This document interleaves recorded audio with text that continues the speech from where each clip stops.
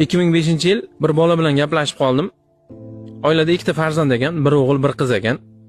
Boyagi bola aytadi, "Aka, ertadan keyin Rossiyaga ketyapman", deyapti. Rossiyaga ketayotganimda ota-onam bilmaydi, ota-onamdan yashirincha ketyapman. Ota-onamga aytsam meni qo'ymaydi Rossiyaga, deyapti. Biletini olib qo'ygan ekan, ertadan keyin ketar ekanda.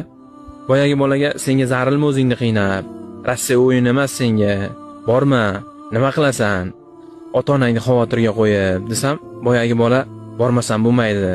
Bir uy-joy qurishim kerak aka, uylanmasim turib", deyapti. Boyagi bolaga savol berdim. "Uka, nima hozir ijarada yashaysizlarmi? Kvartirada turasizlarmi?